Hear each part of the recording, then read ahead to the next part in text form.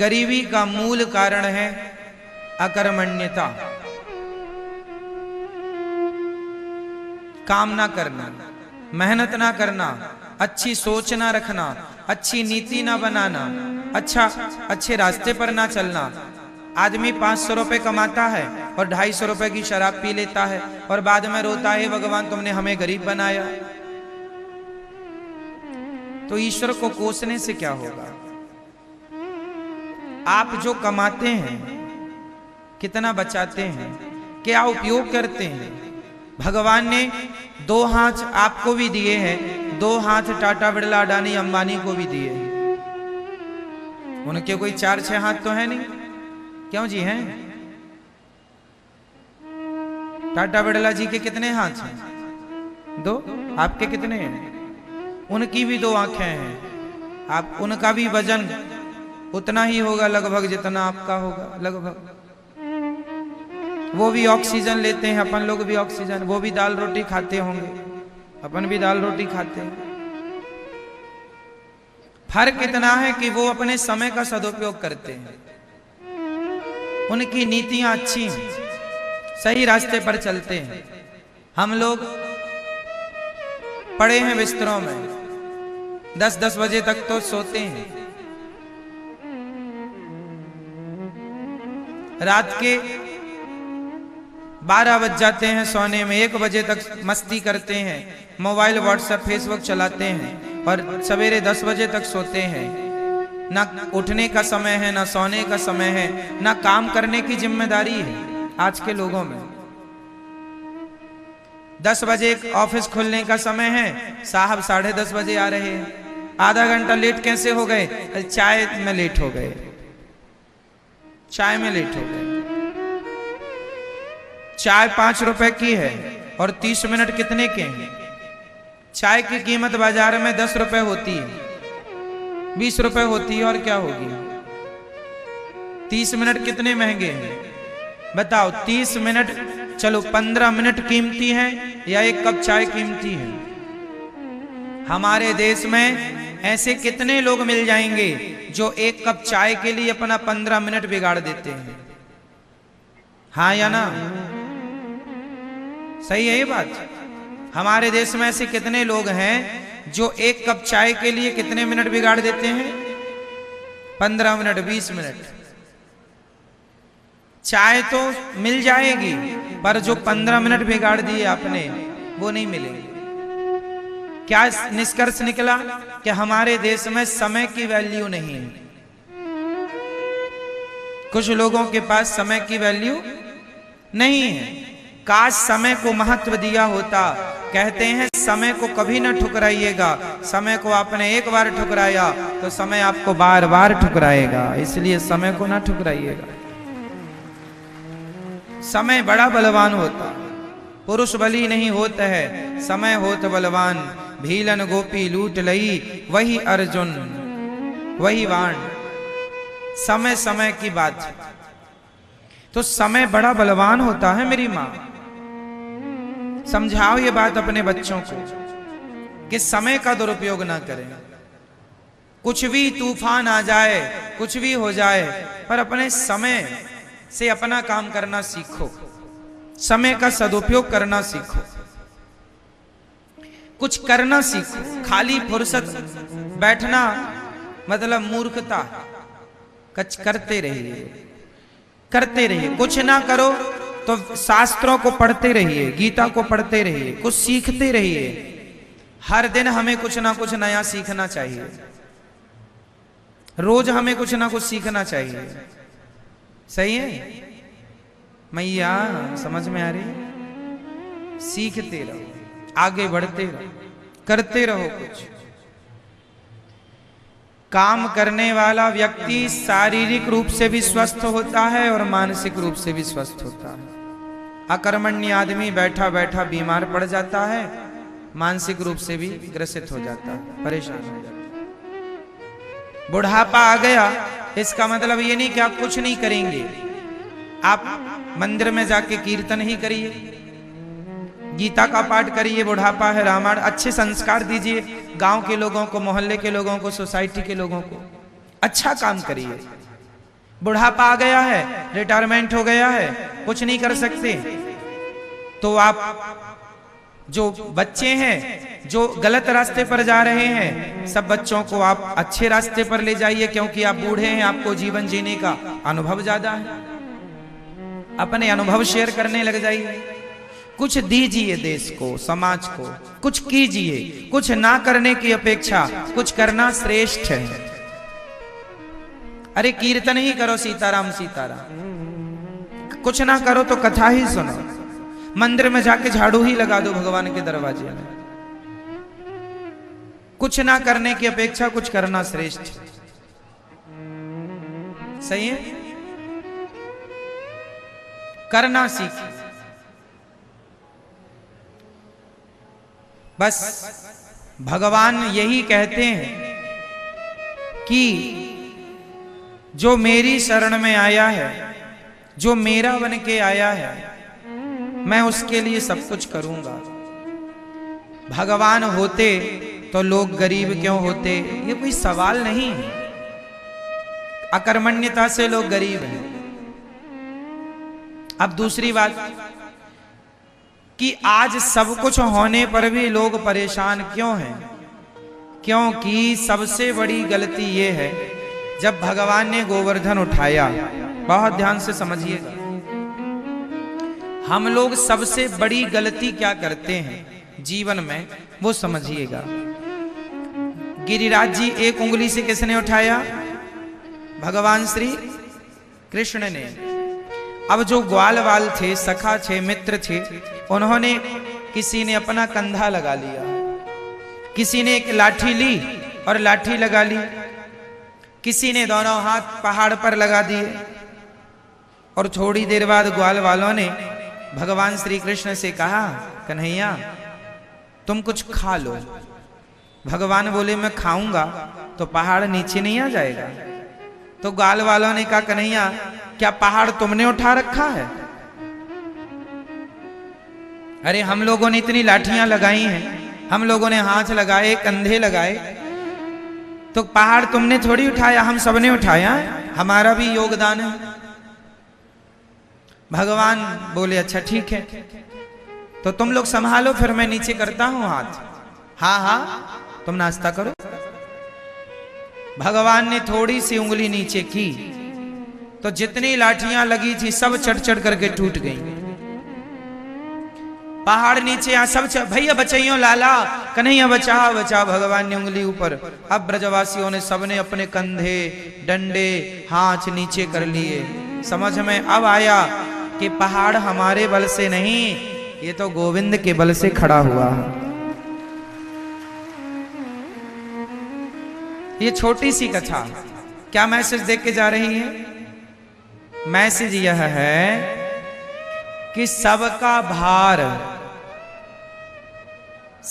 भार किसके हाथ में है?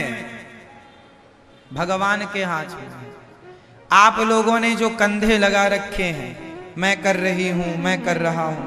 आपने जो लाठियां लगा रखी हैं, मैंने ये किया, मैंने वो किया। आपने जो हाथ लगा रखा है, मैं ना होता तो ऐसा ना होता, मैं ना होता तो मर जाता।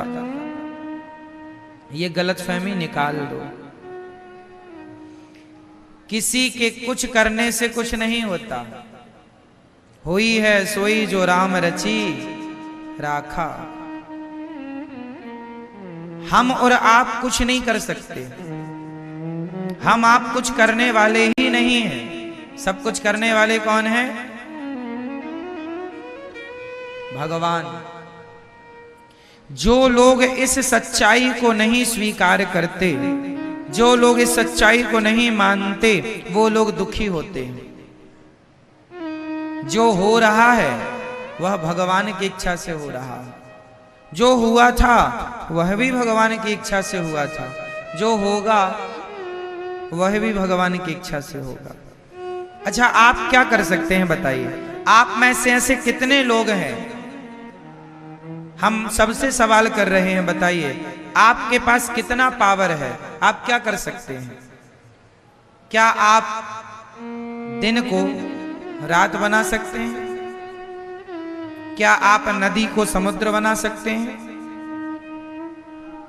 क्या आप बूढ़े को जवान बना सकते हैं? क्या जवान को बूढ़ा बना सकते हैं? क्या आप चाह कर भी अपनी कमर का दर्द मिटा सकते हैं? दवाई ही तो खा सकते हैं, अच्छा इलाज ही तो करा सकते हैं। वो इलाज के बाद भी दर्द जाएगा या नहीं, ये आपके हाथ में। आपके हाथ में होता तो दर्द ही ना होता।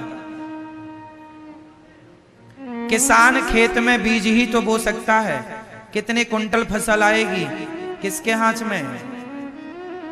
क्या है, आपकी बेटी का विवाह कब होगा ये आपके हाथ में है? आपकी बहू के बेटा ही होगा या बेटी ही होगी ये आपके हाथ में है? बोलो मेरी माँ, फिर क्या आपके हाथ में? आपको कितना लाभ होगा, कितनी हानि होगी, ये आपके हाथ में है। इसलिए बिंदास आनंद पूर्वक जिंदगी जीना सीखो। टेंशन लेके मरो मत, घबराओ मत। जो कष्ट आए, संकट आए, फेस करते चलो। उस सिचुएशन को हैंडल करते चलो। घबराओ मत, डरो मत, क्योंकि जो हो रहा है कहीं ना कहीं भगवत इच्छा है। इसलिए हर हाल में प्रसन्न रहना सीखिए। आपके हाथ में, हमारे हाथ में कुछ नहीं है। इसलिए जब कुछ है ही नहीं तो हम किसी बात की टेंशन लें क्यों? बेटी का विवाह कब होगा? जब समय। आप कर्म, इसका अर्थ ये नहीं है कि आप कर्म ना करें, कर्म करते रहिए, प्रयास करते रहिए। बेटी का विवाह जब होगा हो जाएगा। आप अच्छा लड़का ढूंढते रहिए, टेंशन नहीं लेना। अरे महाराज जी लड़का ही नहीं मिल रहा, घबरा रहे हैं, ब्लड प्रेशर हाई हो रहा, ये कोई बात नहीं। शांति से ये मान के चलिए करता धरता भगवान है, जो करेंगे बिहारी जी अच्छा करेंगे। उनकी इच्छा में अपनी इच्छा मिला देनी चाहिए। कोई एक थप्पड़ भी हमारे गाल पे मारे तो ये मान लेना चाहिए कि ये भी भगवत इच्छा ही। क्या करोगे? भगवान की मर्जी के बिना कुछ नहीं होता। पत्ता भी हिल रहा है तो भगवान की इच्छा से हिल रहा है, ये समझिएगा। अब आप फिर सवाल करेंगे कि फिर जो लोग चोरी करता है तो क्या वो भी भगवान की इच्छा है? हाँ, वो भी भगवान की इच्छा है। क्योंकि जब वो चोरी करेगा, पकड़ा जाएगा तो उसको दंड मिलेगा। दंड क्यों मिलेगा? क्योंकि उसके कर्मों के अनुसार उसके भाग्य में दंड का विधान था, तो वो वैसी जैसी होनी होगी वैसी करेगा। भगवान बुद्धि मति गति वैसी बना देते हैं। जो होना होता है तब मति गति भगवान वैसा ही हम और आपको सोच भी नहीं। हम और आप जो सोचते हैं वह भी कंट्रोल भगवान के हाथ में होता है। हम उतना ही सोच सकते हैं जो भगवान सोचवाएंगे, उतना ही बोल सकते हैं जितना भगवान बुलवाएंगे, उतना ही कर सकते हैं जितना भगवान करवाएंगे। क्योंकि हम कठपुतली हैं, सब ही नचावत राम गोसाई। आज का आदमी व्यर्थ में टेंशन लेता है, व्यर्थ में परेशान होता है। ये जिंदगी परेशान होने के लिए नहीं मिली, ये जिंदगी मस्त होकर के जीवन जीने के लिए मिली है। खूब बिंदास जियो, आनंद से जियो, प्रसन्न चित्त से जियो। जो हो रहा है उसे भगवत इच्छा मानकर चलते रहो। आनंद के लिए जीवन मिला है, दुखी होने के लिए जीवन नहीं मिला कि जरा सा संकट आया दुखी होने लग गए, रोने लग गए। अरे जब अच्छा समय आता है आदमी का तो वो जब अच्छा समय आता है तो आदमी उस अच्छे समय को एक्सेप्ट करता है, स्वीकार करता है। तो बुरा वक्त आए तो उसे क्यों ना स्वीकार किया जाए। इसलिए हर समय को भगवान की कृपा मानकर, भगवान का प्रसाद मानकर उसे स्वीकार करना चाहिए। तो अब बताओ, आप और हम लोग क्या करते हैं? आप कितने लोगों का पेट भरते हैं बताओ मैया, कितने लोगों का पेट भरते हैं आप लोग? 2 लोगों का, 4 लोगों का, 10 लोगों का, बताओ मैया। ओ मेरी माँ, आप कितने लोगों का पेट भरती हो मैया? आपसे पूछ रहे हैं जो थोड़ी देर पहले आपने जम्हाई ली है, बताओ है? कितने लोगों का पेट भरते हैं आप? 10 लोगों का? आप बताओ कितने लोगों का पालन करते हो आप लोग? दादाजी आप कितने लोगों का पालन करते हो? हम और आप कितने लोगों का पालन करते हैं मैया? बोलो मेरी माँ। किसी का भी नहीं। सबके पालनहार कौन है? भगवान। इससे क्या सिद्ध हुआ? हम जन्म क्यों लिए हैं? हम भगवान को प्राप्त करने के लिए, अच्छे काम करने के लिए, अच्छे विचारों को प्रकट करने के लिए, अच्छे रास्ते पर चलने के लिए हमारा जन्म हुआ है। पर हम लोग बुरे रास्ते पर चलते हैं, बुरे काम करते हैं। अच्छे काम करो, अच्छे रास्ते पर चलो और आनंद से जीवन जीते रहो, जीते रहो, जीते रहो, जीते रहो। ये ना सोचा जाए कि हम तुम्हें पाल रहे हैं, हम तुम्हें खिला रहे हैं। कोई किसी को नहीं खिलाता। हर व्यक्ति अपने भाग्य का दाना पीना, खाना पीना खाता। एक राजा था। एक राजा ने एक मक्के का दाना लिया, मक्के का एक दाना लिया और दाना लेकर के अपने गुरुजी से बोला। राजा सिंहासन पर बैठ के भरी सभा में राजा ने कहा, गुरुजी बताइए, ये जो मक्के का दाना है, यह दाना आप तो सब कुछ जानते हैं, बताइए यह दाना, इस दाने में किसका नाम लिखा है? क्योंकि आप कहते रहते हो दाने दाने में लिखा है खाने वाले का नाम। तो राजा ने कहा, गुरुजी आप सब जानते हैं, तो बताओ कि इस दाने में किसका नाम लिखा है? गुरुजी बड़े ज्ञानी थे, सामान्य नहीं थे, त्रिकालज्ञ थे, बड़े उद्घट विद्वान थे, सब कुछ जानते थे। उन्होंने कहा, राजन, इस दाने में वो कबूतर बैठा है, उस कबूतर का नाम लिखा है। राजा बड़ी जोर से हंसा। गुरुजी आज आपकी बात झूठी हो जाएगी,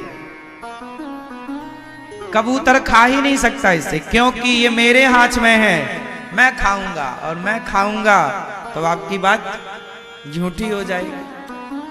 राजा बोले, आपकी बात झूठी हो जाएगी आज। गुरुजी ने कहा, बेटा दाने दाने में लिखा है खाने वाले का नाम, यदि इस दाने में उस कबूतर का नाम लिखा है तो वो कबूतर ही खाएगा।